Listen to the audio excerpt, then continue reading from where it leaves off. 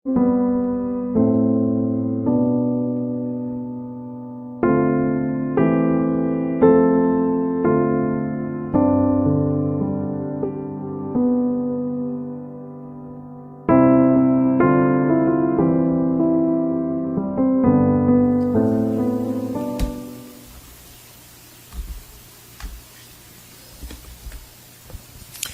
you, Nancy, and the rest of the music team for leading us in worship through songs. And those songs really are very a good reminder of God's faithfulness upon us, that He remains forever faithful to us. This year and even in the years to come, He will remain unchanging in His faithfulness. So, Happy New Year! Wow. Again, I would like to greet you. Happy New Year! Yeah, it's good to greet everyone happy, because happy means blessed. Happy means blessed. Sino sa inyo sa araw na to ang gustong maunawaan ang landas patungo sa isang blessed 2024? Yun. Who among you would like to be blessed, would like to know the pathway to blessedness this 2024? Can you just raise your hands? Come on, don't be shy. Yeah, well, all of us would like to be happy this year. All of us would like to experience happiness, joy, all throughout the year. But the question remains very important and very wide to answer. Parang ang hirap sagutin ang tanong na ito. How can this 2024 be a happy year, if not the happiest year for me? So, yun ang gusto nating malaman. Paano ba magiging masaya, pinagpala ang aking 2024? Di po ba? Gusto natin maging mapapagpala tayo this year, pero ang tanong, how? All of us desire to be happy, to have a happy life this year. Ang paraan ba natin para tayo sumaya, para tayo masabing mapagpala this year ay nakadepende ba ito sa sarili natin? On our own. Sa atin bang paniniwala sa swerte? Sino sa inyo nagsuot ng bilog? O kaya ay bumili ng mga bilog-bilog na prutas? Naniniwala tayo sa swerte? Meron bang ganun dito? Hopefully, wala. Ito ba'y nakabatay sa ating pagsisikap na pagandahin ang takbo ng ating buhay sa taon na ito? Or ito ay nakasalalay sa swerte? Sino sa inyong gustong swertihin? Huwag nang tataas ang kamay kasi we don't believe in swerte. Everything that happens ay binibigay ng Lord. Hindi yan dahil sa swerte. Ang iba, ang ginagawa nila para sila maging happy, blessed this year, patuloy yung kanilang pagtangan sa folk religiosity o sa folk religion. Like what happened, nakita natin sa TV. Yung nangyari last January 9, I believe, na kung saan yung mga tao, 6.5 million, sabi ng media, na napakaraming dumalo doon sa Feast of the Black Nazarene, di po ba, sa Quiapo. And if you will watch those people, talagang gagawin nila yung gusto nila, paraan para sila makahawak sa lubid, para makaabot nila yung, yung kinalalagyan ng kanilang iniidolo. Dahil meron silang belief na merong magic. Somehow merong magic na kapag nakakahila sila sa tali, na ipahid yung kanilang towel or panyo doon sa image mismo or sa paanan man lang o kahit doon sa pinaka-back na bahagi ng image, ay magdadala yun sa kanila ng blessing, ng happiness. Yun ang kanilang belief. At naputol yung lubid, nakahiwa-hiwala yung mga hibla ng lubid at alam nyo, pinaghati-hatian yon.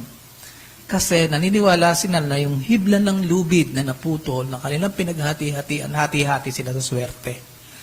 Ganon, no? So, people will do everything to make their lives not miserable but happy this year. To the point na kailangan makipagsiksikan ka doon, gagastos ka pa, nakatapak pa ang karamihan sa mga tao. So, parang nakadepende sa sarili kung paano mo papasaya ng iyong buhay o paano magiging blessed ng iyong buhay. Some opted to having a practical solution sa kanilang buhay para maging masaya daw at mapagpala yung buhay nila this year, ay nagsulat sila ng tinatawag na New Year's resolution. Ano ba yung New Year's resolution? Ang ibig sabihin ng New Year's resolution, ito yung pagnanais ng tao na i-maintain yung kanyang mabubuting ginagawa na at baguhin yung mga undesirable trait or habit or ugali na meron siya para maging improve ang kanyang buhay at the beginning of the calendar year. Yan. So, yun. Gumagawa siya ng mga lista ng kanyang babaguhin at pananatilihin. Kung mabuti, pananatilihin. Kung hindi mabuti, i-improvein. At yan ay New Year's resolution. Alam niyo po, sa Forbes Health One Poll Survey na ginawa bago mag-New Year last January 1st, that was conducted ng isang survey firm. Ito po ay ginawa noong October 23, 2023 sa halos 1,000 US adults ang sinorvey. Ang popular po na kanilang New Year resolution ay, number 1, improve fitness. Para sinabing fitness, yung health, kalagayan ng pangangatawan. Ito po ay 48% ang kanilang pangunahing gagawin ay improve yung health. 48% ng kabuuang 1,000 people sa US. Pangalawa, to improve finances. 38% nagsabi, this year, i-improve ko yung aking pananalapi. Number 3, improve mental health. Yung kalusugang mental, itong aking pauunlarin this year. Pero ito po yung nag-top during the pandemic, ayon sa survey nila, na ang pangunahing gusto ng taong ma-improve nung last 2021 ay yung mental health. Di po ba? Maraming mga tao ang na-bore, na-stress dahil hindi makalabas. No? So, ito ho'y pangatlo ngayong taon. 36% ang gusto ay improve yung mental health this year. Tapos, yung gusto magpapayat, 34%. No, marami nakain ng Pasko, ayan, papapayat ka. 34%. At yung gusto ng improve ang diet, not just to lose weight, improve nila yung diet, yung kanilang mga kinakain. Babaguhin nila ang kanilang mga pagkain, 32%. At hindi po masyadong popular ang New Year resolution tungkol sa pagka-travel, tungkol sa pagbe-meditate ng madalas, tungkol sa pagbabawas sa pag-inom ng alak, at performing better at work, medyo napakaunting porsyento lang, 3%. Pero dito po sa 1,000 adults na sinorvey, 80% po ay determinado sila na ma-reach nila yung kanilang gustong mangyari sa kanilang buhay. Only 6% are undetermined, hindi po sila nakakatiyak kung matutupad nila itong New Year's resolution na ito. Pero doon po sa New York Times, meron pong article doon na binanggit that, ito po, nakakalungkot, 80% of these people who make resolutions on January 1st have given up by Valentine's Day. So Valentine's Day pa lang, ayun na, hindi na matupad. Hanggang January 1st sana, ang pagbabago, improvement. Valentine's Day, they gave up on their diet. Daming tumatakbo ngayon, nagja-jogging. Pagdating ng February, mababawasan na yung dami. Kakain na naman ng marami. Ano? So now, the question is this. Why is it that New Year's resolutions does not work? Bakit ang New Year's resolution ay hindi talagang gumagana o nangyayari for most people? Well, the answer to this question would be, it is because it lies. No? Ito ay nananangan sa human effort. Yan, human effort. Kasi ito ay about self-improvement, self-help, and that is the character of human egocentricity. Yung bang nakasentro lamang sa sarili. Well, I could ask this question, is there something wrong with improving our own selves and our own images before people? There's nothing wrong with that. If you would like to improve your body, your looks, your hair, your nose, I don't find something wrong with those things. But it will only depend on the underlying motive why you have to improve those parts.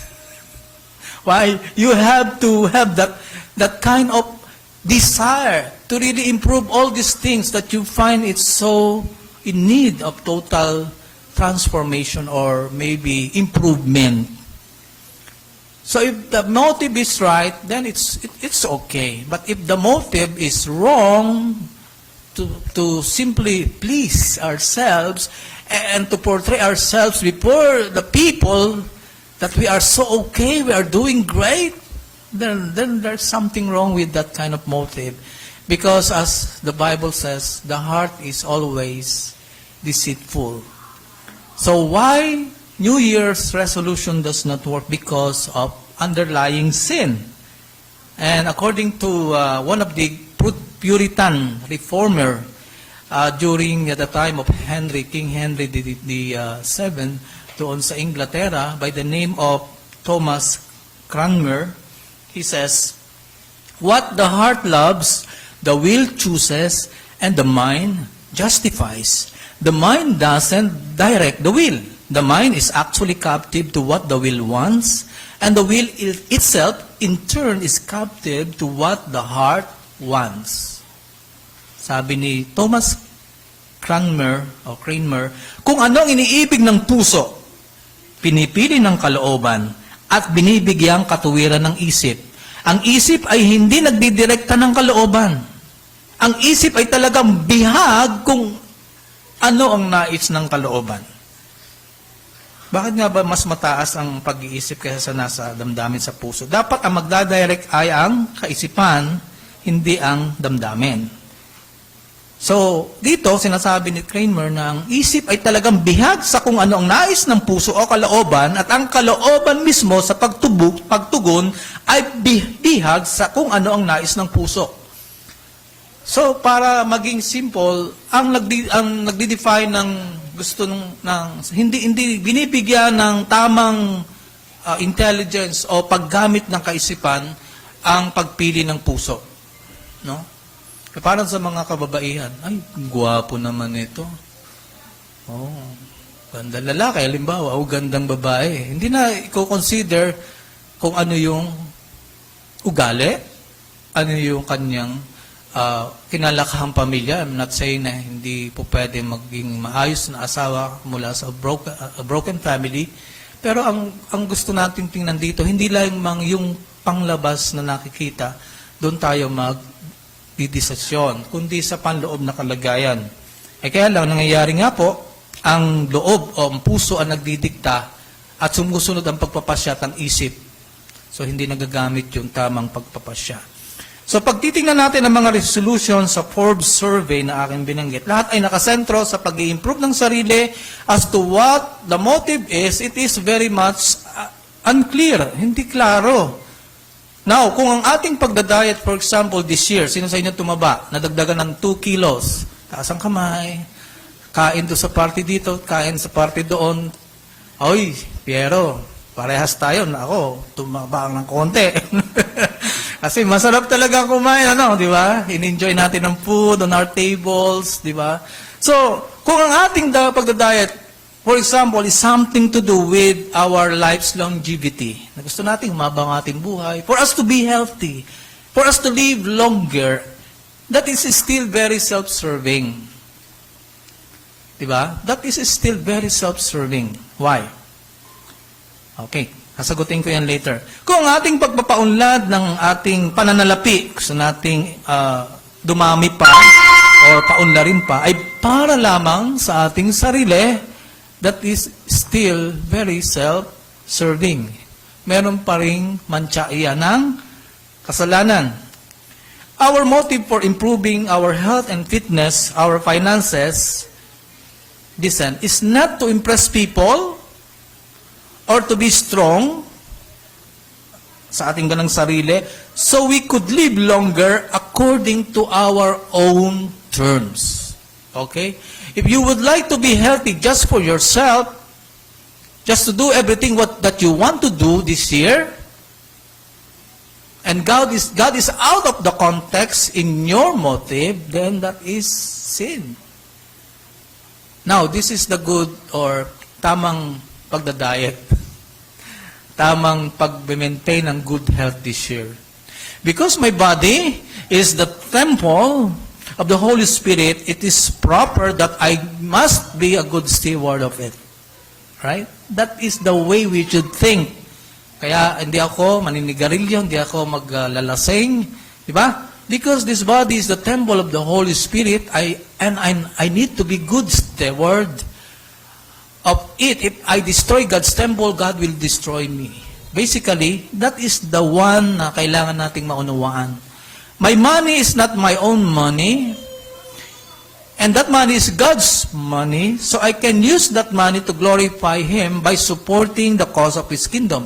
If God will bless me financially this year, then, as John Piper has said, I'm going to increase not the standard of my living, but the standard of my giving.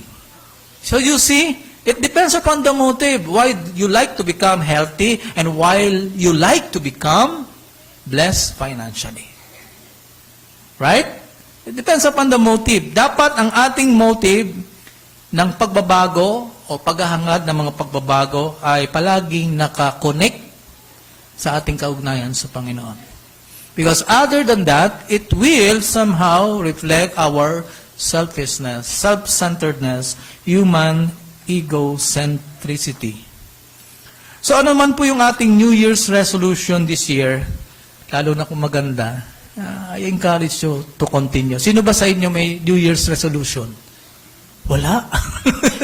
So, halimbawa, I'll give you an example of a good New Year's resolution.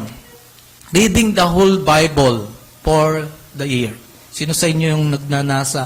Babasahin ko ang buong Bible sa buong taon. That's a good New Year's resolution. Tama po ba? So I encourage you, do that. Start reading the Bible. Okay? Start reading the Bible. This year, gusto ko ma-improve regular ang pagdalo ko sa church. Face-to-face na, wala ng pandemic. Regular. Kasi last year, dami kong absent. This year, regular na ang pagdalo ko sa church. Is it good? Yes, yan. Tuloy lang po natin yan. Gusto kong lalo pang mag-improve ang aking kaugnayan sa aking family. Is it good? Yes. Continue. Gusto ko maging aktibo sa mga gawain ng Panginoon sa church this year. Kasi last year, hindi ako ganun ka-active. This year, gusto ko nang mag-active. Is it good? So I encourage you, simulan at isagawa sa tulong ng Panginoon. But don't do this without the help of God. Sa sarili natin, we know, hindi natin kaya ito. We don't have the willpower to keep doing these resolutions. What we need is His abundant grace. At yan ang nahahayag sa sinabi ni Paul doon sa Philippians 2:13. Sinabi niya doon sa unang bahagi, huling bahagi ng verse 12, work out your salvation with fear and trembling, for it is God who works in you, not you doing the work, but God is doing His work in you, both to will and to work for His good pleasure. So without God's help, you cannot do it. So you need the help of God. At kung hindi naman natin ito magawa, perfectly, I have started my Bible reading again this year. Okay? Sometimes I couldn't read because my eyes tired na, pagod na. So, ang gagawin ko na lang, makikinig na lang ako ng yung voice na Apple. 2 chapters. Name-meditate din naman. Mas maganda yung nakakapakinig pagka pagod na yung mga mata. Pero kung hindi ko ito ma-perfect, pagdating ng January 31st, nasa Exodus pa lang ako. Hindi ko ma-perfect, ano ang ating maasahan? Will God condemn us? Will God really punish us? Oh, you didn't meet the standard. Will God tell us that? No. That's why we need God. We need His gospel. The good news, kasi yung ginawa ng Panginoong Hesukristo sa krus, yung kanyang buhay, yung kanyang pagkamatay, yung kanyang sakripisyo, ang patuloy na magpapawi ng ating guilt sa kabiguan nating matupad yung ating resolution na may kinalaman sa ating kaugnayan sa Panginoon. Am I right? Papawiin noon yung guilt. Kasi God is not after what we are doing, it is yung ginawa ng Panginoon ang pinaka-importante. Mananatili pa rin tanggap tayo ng Diyos na ating Ama at patuloy pa rin na tayo aasa sa Kanya sa Kanyang panibagong biyaya. So, lagi may biyaya. Alam niyo ba yung song na The steadfast love of the Lord never ceases? They are new every morning. Wow! So, my failure of yesterday, I can still cling and hold and trust the very newness of the faithfulness of God's mercy today. That failure, God knows I failed yesterday, but there is another new morning and another new mercy that I could ever hold according to His promise that is available, readily available sa akin. So that is how we should view things. Kung nagbigo tayo na magawa yung mga bagay na to, babalik tayo sa gospel, kasi mananatili tayong tanggap ng Ama kahit hindi natin nabasa ng buong-buo ang buong Biblia sa loob ng isang taon. Kahit hindi tayo naka-perfect ng pagsamba sa buong isang taon, face to face, tanggap na tanggap tayo ng Panginoon. Pero wag naman yung maging reason, ay tatamaran ko na ulit. No. So yun po yung kagandahan. Babalik tayo sa gospel. Babalik tayo kung paano tayo tinatanggap ng ating Panginoon sa kabila ng ating mga kabiguang gawin, ang ating mga nais, para lalong pag-ibayuhin ang ating kaugnayan sa Kanya. Well, bakit ba naglalatag o nagsusulat ang mga tao ng New Year's resolution? Sa West, ito po ay talagang tradisyon. Pero sa atin, medyo nagiging common na rin po ito sa mga tao. Ang reason bakit merong New Year's resolution is simply this. People just want to be happy. That's it. Kung ang health mo nagiging cause ng iyong sorrow, well, itong i-address ko. I want to be happy this year, ito yung aking i-address. Kung kulang ako sa pera, hindi ako masaya, kulang ako sa pera, itong i-improve ko this year. People just want to be happy. That's why meron silang gustong ma-improve na New Year's resolution. That is the only reason why people want to improve themselves. Their lives, their future, and many, many more. This is it. They just wanted to be happy. Well, paano nga ba magiging masaya ang 2024? Paano ba magiging blessed ang 2024? Paano magiging masaya, maligaya? Well, sa ating mga mananampalataya, we know the source of happiness is no other than God. But for some people, like this kind of people, sabi sa psychology today, yung daw happiness, ganito in-define yung happiness. Happy people are those who find joy in lasting relationships, working toward their goals, and living according to their values, end quote. So, yun daw, pagiging happy, ay yun sila ay nagkakaroon ng kasiyahan sa isang nananatiling kaugnayan, paano nila wini-work ang sarili para manating yung kanilang layunin sa buhay, at kung paano sila namumuhay according to their values. Ano yung pinapahalaga nila sa buhay? Pamilya ba ito? Kalusugan ba ito? Ugnayan ba ito sa mga tao? Trabaho ba ito?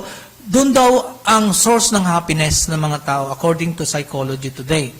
At ito yung mga outward sign o yung mga panlabas na tanda kung paano maging happy ang isang tao according to psychology. Number one, kailangan bukas siya sa pagbabago o paglinang, pag-unawa, pagkatuto sa mga bagong bagay. Kung gusto ninyo maging masaya, you need to be open to learning new things. No? Magkaroon ka ng panibagong pagnanais daw sa mga bagong bagay na matutunan. Ang taong masaya, sabi ng psychology today, is high in humility and patience. Masyadong mapagpakumbaba at mapagpasensya. Ang taong masaya ay palaging nakangiti at laging handang tumawa. Yan ang psychology. No? Ang taong masaya ay they practice compassion. So sila ay talagang nag-extend ng help sa mga nangangailangan. Ang taong masaya is often grateful. Palaging nagpapasalamat. Merong sense of gratitude. Ang taong masaya, they exercise self-care. Laging iniingatan ng sarili. Ang taong masaya, they enjoy healthy relationship. Ang taong masaya ay laging masaya para sa ibang tao. Ang taong masaya ay nagbibigay at tumatanggap ng hindi naiinis. Nagbigay ka nga, nainis ka naman. Pilitan lang. Ang taong masaya, according to Psychology Today, lives with meaning and purpose. Merong layunin at kahulugan ang kanyang pamumuhay. Ang taong masaya does not feel entitled and has fewer expectation. Yun ang sabi ng Psychology Today. I'm not entitled for any applause of men or any kind of position. No? Ang taong masaya ay hindi nagkikimkim ng galit o puot sa kanyang puso. Ang taong masaya ay hindi nagre-register sa kanyang puso na mga inis ng ibang mga taong dulot sa kanya. Ang taong masaya ay hindi nagwo-worry sa nakaraang buhay niya at sa bukas na paparating. At ang taong masaya ay hindi madamot sa kanilang kasiyahan. Yan, Psychology Today. Yan daw yung mga outward manifestation ng taong masaya. Meron ba kayong ganung mga kalagayan sa inyong buhay? Sino sa inyo madamot sa kasiyahan? Pagka gustong magpasalo-salo, limitado na imbitahin. Anyway. Now, yan po yung ayon sa positive psychology. Now, tingnan natin as we look at the scripture today. Kasi wala binanggit ang article na ito kung paano ito mangyayari. Ang binanggit lang nila, prutas, bunga ng isang tao masaya. Paano mo mailalarawan ng isang tao masaya? Pero kung paano ka magiging masaya at pinagpala, they did not give the means, the pathway, the way para ikaw ay maging masaya. Now, tingnan natin ang sinasabi ng Bible because the Bible is straightforward on how we can be blessed. Are you ready? Now, let's read Psalm 1. Sabi sa Psalm 1, awit isa, blessed is the man who walks not in the counsel of the wicked, nor stands in the way of sinners, nor sits in the seat of scoffers, but his delight is in the law of the Lord. And on his law, he meditates day and night. He is like a tree planted by streams of water that yields its fruit in its season, and its leaf does not wither. In all that he does, he prospers. The wicked are not so, but are like chaff that the wind drives away. Therefore, the wicked will not stand in the judgment, nor sinners in the congregation of the righteous. For the Lord knows the way of the righteous, but the way of the wicked will perish. Let's pray. Lord, allow us to meditate on this very truth, the pathway to a blessed life with you. This year, I ask for the power of your Holy Spirit to open our hearts and our minds so that we could see the reality of our being in Christ and our richness, that we do have this great book, the Bible, the scriptures that teach us how to be blessed. Help us to carry it on in Jesus' name. Amen. So I'm not going to read that in Tagalog, but I have this is a good version, by the way. I'm not it's Salita ng Diyos, Contemporary Tagalog version. Good for Bible reading. Meron akong corresponding na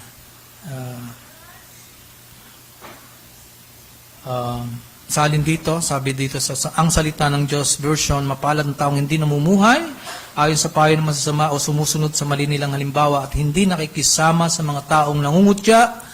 Sa halip ay nagagalak siyang sumunod sa mga aral na mula sa Panginoon. At araw-gabi ito ay kanyang pinagbubulay-bulayan ng katulad ni isang punong kahoy na itinanim sa tabi ng sapa na namumunga sa takdang panahon at hindi nalalanta mga dahon, magtatagumpay siya sa anumang kanyang ginagawa.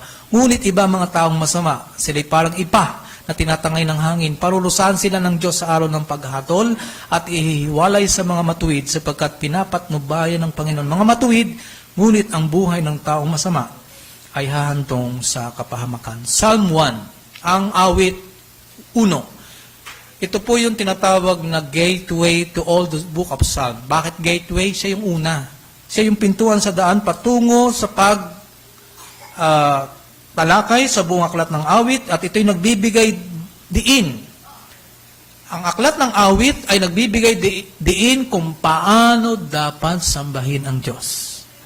Ang aklat ng awit ay ang himno ng mga Israelita. Ginagamit yan sa kanilang pagsamba kay Yahweh.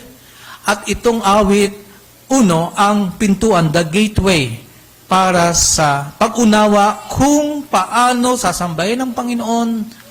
At ito ay sa pamagitan ng pag-ibig sa kautusan o sa Torah ng Panginoon. Na sila ay lalo pang dapat maging handa na sumamba. Isagawa ang aral ng Panginoon na may kinalaman sa kanyang pagliligtas, at sila ang tinatawag ng awit 1 na mga matuwid sa awit na ito. So yung mga tao rito na may pag-ibig sa kautusan ng Panginoon, they were the ones being called the righteous here in this Psalm 1. So there are two kinds of people compared dito, pinaghambing. Number 1, ang mapalad or ang blessed, mula sa salitang Hebreyo na esher, na ang kahulugan nito ay happy, at ang katumbas na salita sa Griego ay makarios, na ang kahulugan din ay blessed, ay happy. Na yan ay makikita natin doon sa Matthew chapter 5, yung Beatitudes. At sila yung mga matuwid dito.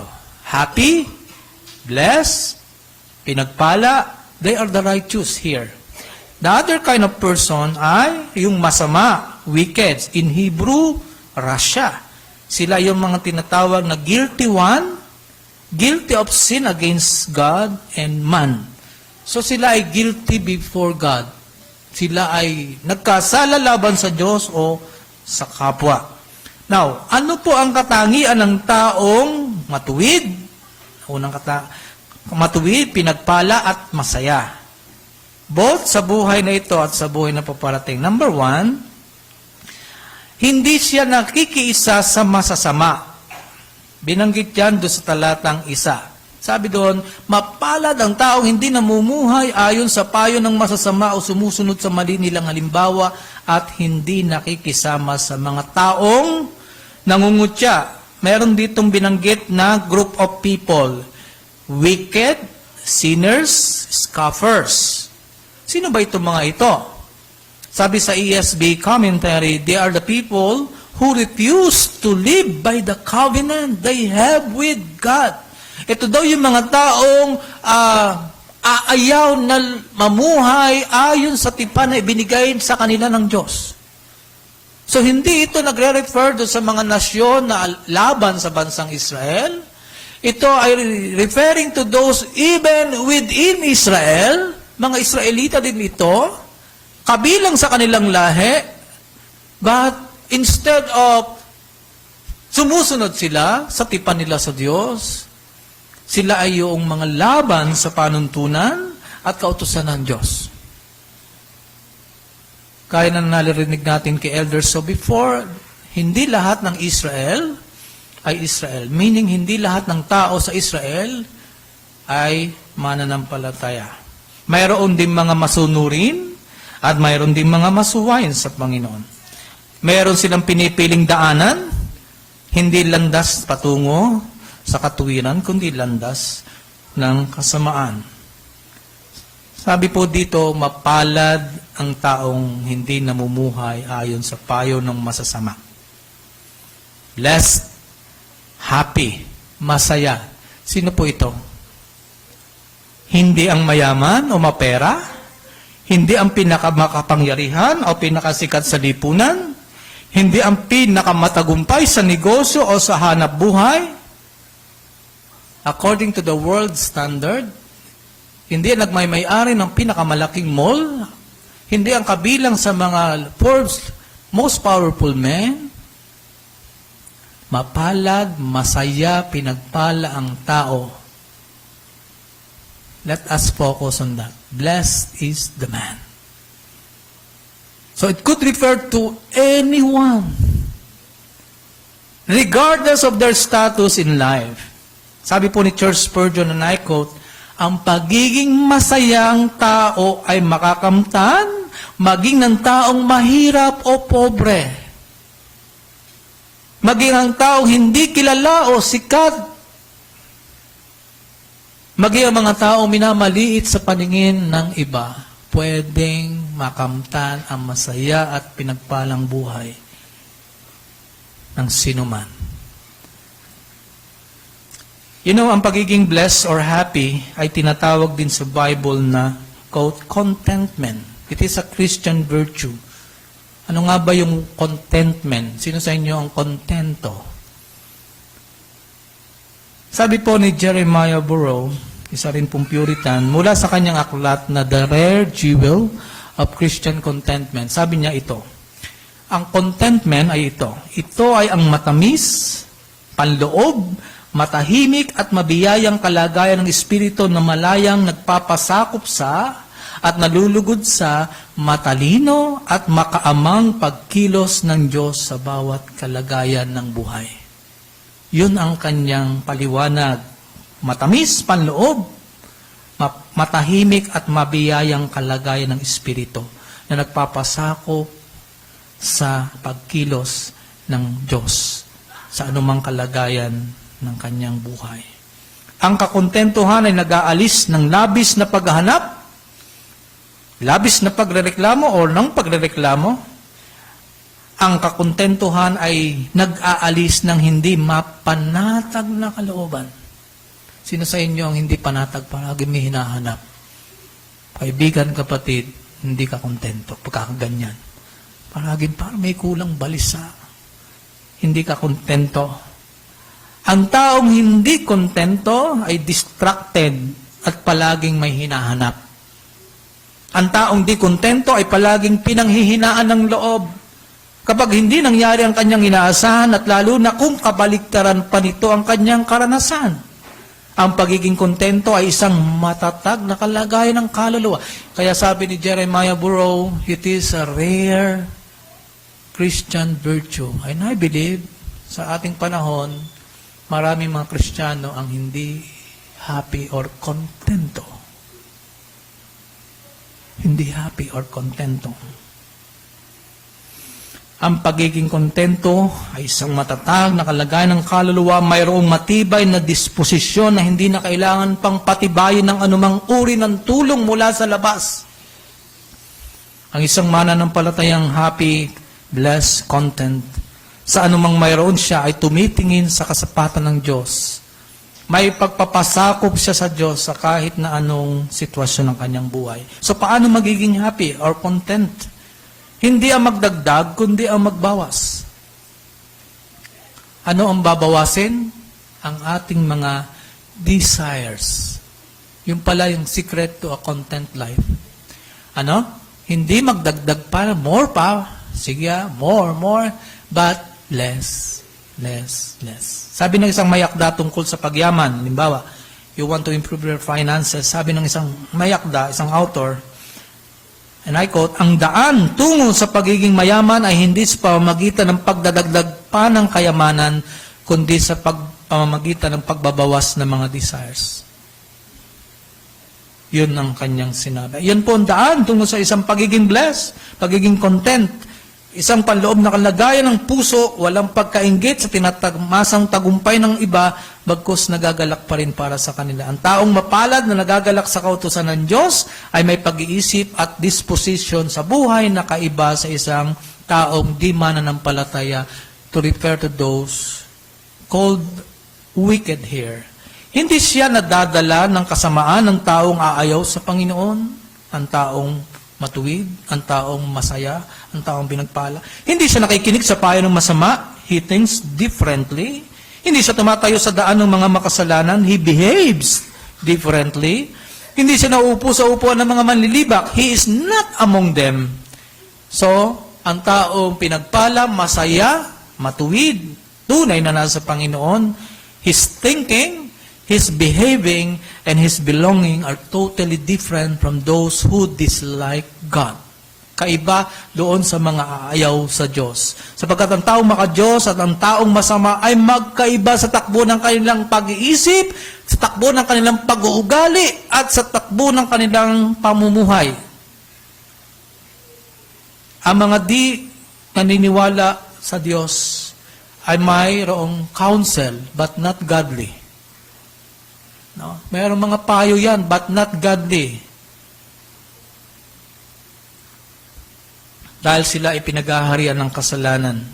Ang payo ng mga di mananampalataya, madalas palaging kontra sa salita ng Diyos, unbiblical. Kaya huwag makinig sa payo ng mananampalataya, di mananampalataya, lalo na tungkol sa pag-aayos ng sirang ugnayan. Alam mo yung nangyayari ngayon, tit for tat. Pag binato ka, di batuhin mo rin, ganon. Pag inaway ka, di awayan mo rin. Karapatan mo yan. Ganyan lang ho, di ba? Parang ganon nangyayari sa ating paligid. Kaya ang unang katangian ng pinagpala ay hindi nakikisama sa mga masasama. Pangalawang katangian, nagagalak siya sa kautusan ng Panginoon. Verse 2, but his delight is in the law of the Lord, and on his law he meditates day and night. Ano bang meditation? Meditation describes an act of active pondering. Yun daw ay isang aktibong pag-unawa, musing, muttering, gustong unawain habang binabasa, gusto makaunawa, magkaroon ng insight sa kanyang binabasa. That is meditation. Ayon sa ESV commentary. So this is the key to a happy life here on earth. To delight on the law of the Lord. It means to delight on reading, listening, and meditating of the law of the Lord, and to pay attention to what God is saying to us. To value its content, to value God's promises, to value the Word of God more than anything else in this world. Because this is the only one that will not fade away. Hindi lilipas, hindi kukupas. Yun po yung sinasabi ng salita ng Diyos. It means to desire its learning more than gold or silver, more than any wealth in this world. Value the Word of God. To know its precepts and doctrines, because every page of the Holy Scriptures point to God Himself. At yan ang wala sa psychology. Sa psychology, para ikaw ay maging happy, nakadepende yan sa iyong sarili. Kung gusto mong magkonsulta sa psychiatrist, go ahead. Kung gusto mong mag-yoga, go ahead. Kung gusto mong mag-exercise, go ahead. You can do everything you want just to make your life happy, according to your own terms and according to your own pocket. Hindi nakadepende sa pamamaraan, sa pangako ng salita ng Diyos.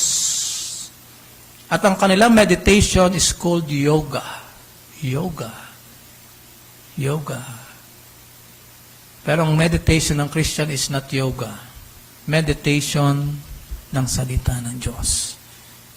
In contrast to what the Word of God says, that the path to success and a happy life ay ito, sa pamagitan ng pagbubulay-bulay.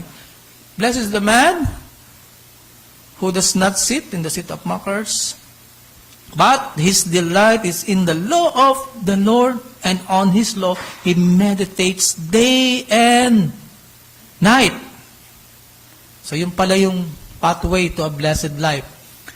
The meditation, the loving of the Word of God, the valuing, pagpapahalaga sa Word of God. Kung last year, o sa mga nakaraang taon, sa iyong personal evaluation, madalas hindi mo nabasa ang Bible, hindi ka nag-meditate ng Bible, you want to be blessed, then read, meditate the Bible. Kung last year ang dinaan mo ay daan ng wicked, who does not delight in the law of the Lord, this year, what this mean for you? Ano ang kahulugan nito sa iyo? Dadaan ka pa ba sa dating buhay na hindi mo pinahalaga ng Bible, salita ng Diyos? No way. Ito na yung taon para you start and ask the Lord to help you read and listen and meditate His Word. Kung pinabayaan mo yung kaugnayan sa Diyos, last year, yung ministry last year, you fail to to improve your Bible reading, I could say somehow baka doon ka dumaan sa pathway of the wicked. But you could still repent. And kung pinabayaan mong Bible meditation, Bible reading, Bible hearing, last year, again, that is still considered as the way of the wicked because those people neglect their covenant with God. That those people who are being mentioned as wicked are within Israel, but they departed from their covenant with God. Anong sinasabi ng Bible? Joshua 1 verse 8.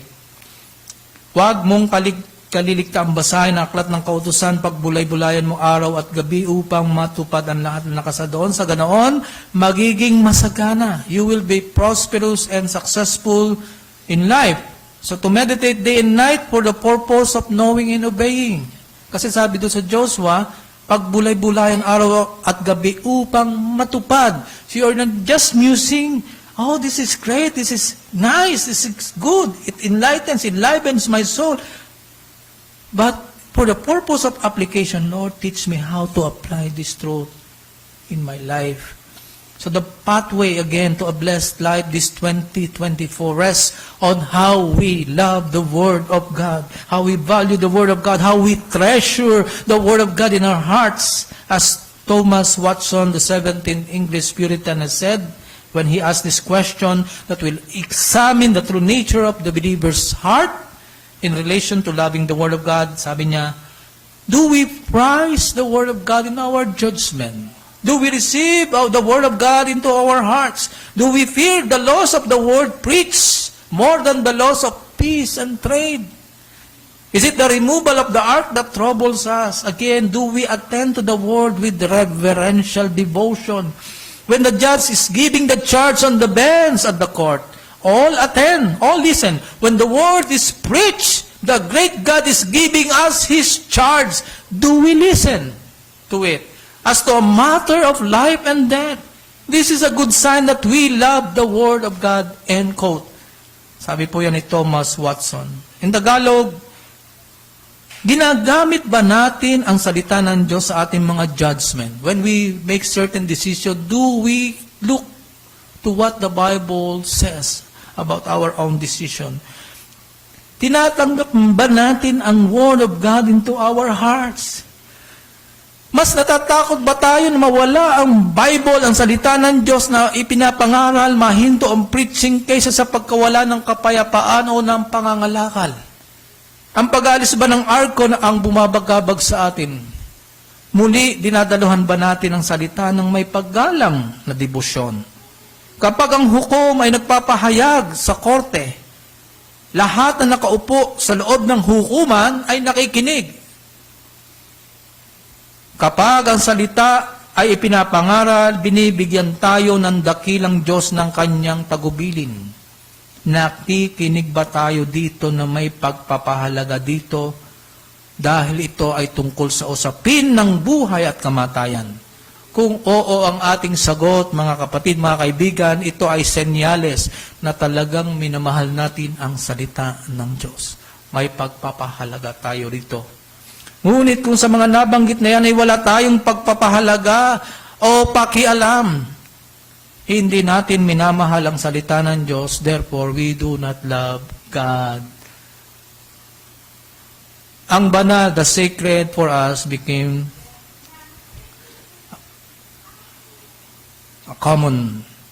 Ginagawa nating banal, ginagawa nating karaniwan ang isang banal. Pag sinabing karaniwan, parang hindi ganoon ka-importante. Ganoong sa pamagitan lamang ng pag-ibig sa salita ng Diyos tayo maaari maging masaya. What is your comfort in life and in death?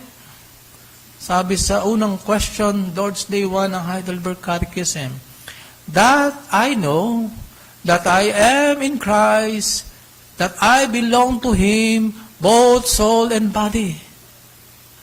Yan ang ating comfort, yan ang ating source of happiness and confidence sa ating buhay, mga minamahal ko. Kaya ito po ang aking panawagan, hilingin natin sa Panginoon Natulungan niya tayo na maging mga lalaki, maging mga babae, mga kabataan na bihasa sa salita ng Diyos. And I'm not just saying it as a general call, encouragement, but especially those who would like to become church leaders. If you would like to become an elder or a deacon, it is only proper. Marapat lamang na lalo mong palalimin ang iyong paghawak, pagkakaunawa sa salita ng Diyos. Hindi lamang for your sariling happiness at blessedness, kundi maging sa happiness at blessedness ng buong church. So that is my encouragement. The third, ano nga yung una? Hindi nakikisa sa masasama. Pangalawa, ang kanyang kagalakan ay sa pagbubulay-bulay ng salita ng Diyos. Pangatlong katangian ng taong pinagpala masaya, laging namumunga sa kapanahunan. Verse 3, He's like a tree planted by streams of water that yields its fruit in its season, and its leaf does not wither. In all that he does, he prospers. Well, napakaganda nitong paglalarawan. Imagine ang isang puno na nakatanim sa tabi ng sapa o ng ilog. Ang sabi dito ay palaging namumunga in season. No? Namumunga in season. Well, speaking about ministry, paglilingkod sa gawain ng Panginoon, naisip ko lang, merong mga season na hindi tayo namumunga. Kailan ba namumunga ang mangga? Summer, di ba? Pero ngayon, dahil genetically modified na yung mga prutas, minsan nakakapag-produce ng lansones, kahit hindi August, September, October, kahit, alam nyo, merong ganung uri ng lansones, kahit summer, namumunga. Genetically modified na yon. Now, my point is this. May mga times sa ating paglilingkod sa gawain ng Panginoon, na hindi tayo nagkakaroon ng bunga. Pero may time na namumunga tayo in its proper season. So, hindi lahat sa panahon ng, di ba, 4 seasons. Sino mahilig sa, 4 seasons? Summer, winter, spring, and, fall. Wala tayo nun dalawa lang daw season meron tayo, Sa ibang bansa, yun ang season. Now, my point is this, gusto kong tingnan natin na kung hindi man namumunga, probably it's not our best season. Nagpagal tayo, nagsikap tayo, nagkaroon tayo ng pagtsatsaga, and yet, wala pa rin bunga, magtsaga lang tayo kasi baka hindi pa yun ang season ng pagpamumunga. Pero let's keep on doing that.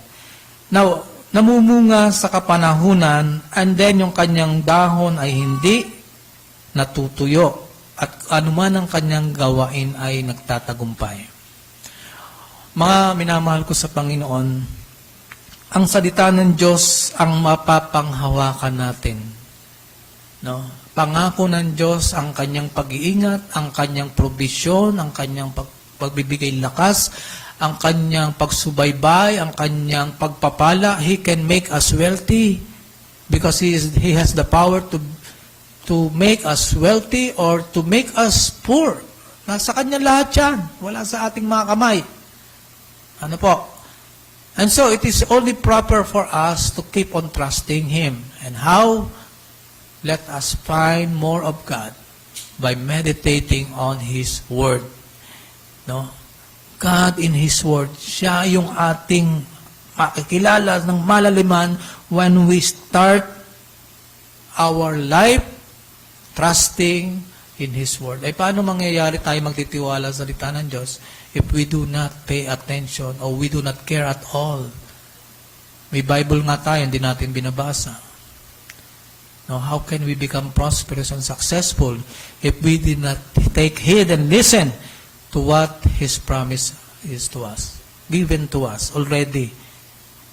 Now, sabi dito sa verse 4, the wicked are not so, ang masama hindi ganon, hindi sila nagagalak sa salita ng Diyos, and wala rin silang fruit. What kind of fruit can we expect from the righteous? Fruit of righteousness, not wickedness. They were like chaff. para sila ay ipa. Ano ba yung ipa? Sa isang magsasaka, alam natin yung ipa. Okay, yung ipa, walang laman, pero kurting butil. Yung biga, yung palay, palay seed, kapag yan ay may laman, pag binagsak mo, tuwid. No? Pero yung ipa, pag yan ay binagsak mo, lumalayo doon sa karamihan. Bakit? Walang laman. Pero parang butil din ng palay. Walang palang laman. Di ba? Now, sila yung mga unrighteous dito. Sila yung mga hindi tumutupad sa covenant ng ating Panginoon. At ang definition dito, walang laman, dinadrive away ng hangin, meaning walang pakinabang. They were useless. Walang laman. So parang if you could portray this as those people who are in the church, they look like true Christian, they attend a Christian church, but they are wicked, they are sharp. Panglabas, parang Kristiyano, pero pag tiningnan mo ang loob, walang pakinabang, useless, walang bunga ng righteousness, walang hilig sa salita ng Diyos, walang hilig sa pagsamba sa Diyos, pero napupunta sa church for any other motive other than worship, other than exalting God, may ibang motive. And that could refer to those people, parang animoy katulad ng tunay na butil, pero walang laman, fruitless, useless, walang pakinabang. Pero may pakinabang din ang ipa sa panahon ngayon. Ano? Pamakain sa hayop. No? Yung darak, kung tawagin. Pero itong pinakamatindi, bukod sa sila ay fruitless, meaningless, useless, hindi sila makakatayo sa araw ng paghuhukom ng Diyos nang hindi sila parurusahan. Verse 5, therefore the wicked will not stand in the judgment, or sinners in the congregation of the righteous. Mga kapatid, I'm not going to do more on this wicked because I believe that lahat ng mga umaaten dito ay may pagnanais na makilala ang Panginoon. You don't like the pathway of wickedness, right? That's why you are here. So the pathway to blessed life, yun ang gusto ko maunawa natin. Number 1, hindi nakikisama sa masama. Ang kagalakan ay ang pagbubulay-bulay sa salita ng Panginoon. At ang pangatlo ay walang iba kundi ang pamumunga sa kapanahunan. So the pathway to a blessed life this year is not by acquiring more, but having less. Having less of what the world defines as happiness and success. That is always centered on the self, human effort, and not on God. Kaya ang dapat nating paramihin sa taong ito ay walang iba kundi more time to read the Bible, to meditate the Bible, to listen to the preaching of the Word, and to apply the truth of the Word of God in our own life, our own dealings with people. Sapagkat ang salita lamang ng Diyos ang hindi kukupas. At yan ang daan, ang susi, ang landas patungo sa isang masaya at pinagpalang buhay na nakaugnay sa ating Panginoon. Nawa, tulungan tayo at gabayan ng Panginoon sa taong ito. Before I end, I would like to ask every one of us, after we examine how blessed is to be the person who delights in the law, and how tragic it is for a person who does not believe nor obey the law of the Lord, my question is, as we face this 2024, this new year, which pathway should you go?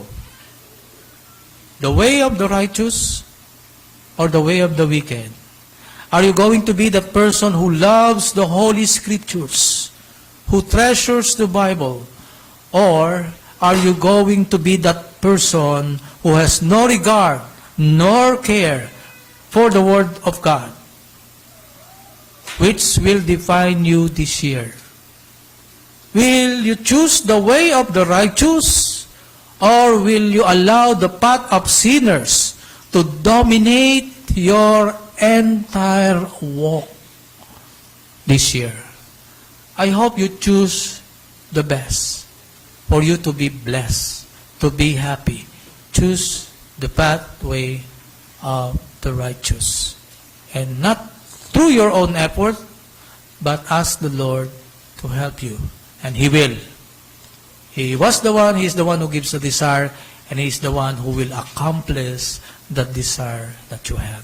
For His own glory, for your blessedness and happiness. Let us pray. Dear God, we know, Lord God, how tragic it is to stay away from your word. How your word defines those who are not interested. They are the wicked, and they cannot stand before your judgment. But here again, you have reminded us, Lord, that the key, the pathway, Lord, to blessed life is to meditate, to listen, to take hold of the promises of your word, to improve our Bible reading, our Bible meditation, and to rely upon the finished work of Christ whenever we fail it's short. Hindi namin maabot, hindi namin maisagawa, hindi namin ma-perfect, we go back to the gospel, that you still accept us, not of the things that we are doing for you, or the things, no matter how noble and good it is, para sa aming mga sariling kaugnayan sa inyo. But we rely mainly, solely, in the finished work of the Christ who have given His life in order for us to be righteous always before your sight, that you are the one who can remove all the guilt, feelings of inadequacy, dahil hindi kami makaabot, Panginoon, sa standard na nais mo naming lakaran. But give us the desire, Lord, we pray. Help us to be more Bible-centered kind of person. Help us to think biblically. Help us to apply the truth of the Scriptures in our dealings with people, in our own lives. We pray, Father God, that you bless this 2024 for the whole BCC Church, that we will be a church who always treasure the Word of God, that indeed this year, Lord God, be a fruitful year for us to know you more, that this year indeed will become a blessing, Lord God, for this church, that you will renew our commitment, Lord God, sa inyo, na hindi namin pababayaan ang di pagdalo o ang pagdalo namin sa mga pagditipon, na patuloy kami magsusumikap, na ikaw, Panginoon, ang siyang unahin sa taon na ito. And you are going to give us abundant grace para magawa namin ito, para mangyari ito. O Diyos, siniling namin ang pagpapala na dulot, Panginoon, ng inyong mga pangako. Parahil hindi namin alam, Panginoon, kung ano magaganap sa taong ito.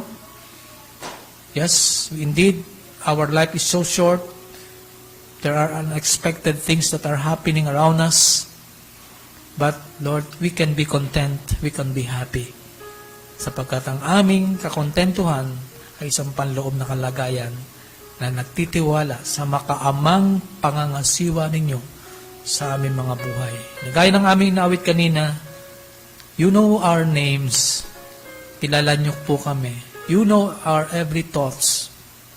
You know each tear that falls. And you hear us when we call. Father, thank you that we can be a man and a woman, a young person, who always trusts in Christ's finished work. Salamat po. Bless us this year as a church. Make us fruitful this year. Lord, may this year be the season wherein, Lord, we will see numerous changes. Changes in our attitude, our action, our words, that we could be more loving person. We could be more biblical in the way we do things. That we could be more help, Lord God, sa iba. Salamat po, Panginoon. Pinupuri ka namin, O Lord, for bringing us today your great promise of blessedness. It's up to us to listen and to accept and to receive and to rely on you for its fulfillment in us. Glory be to your name, O God. Amen and amen.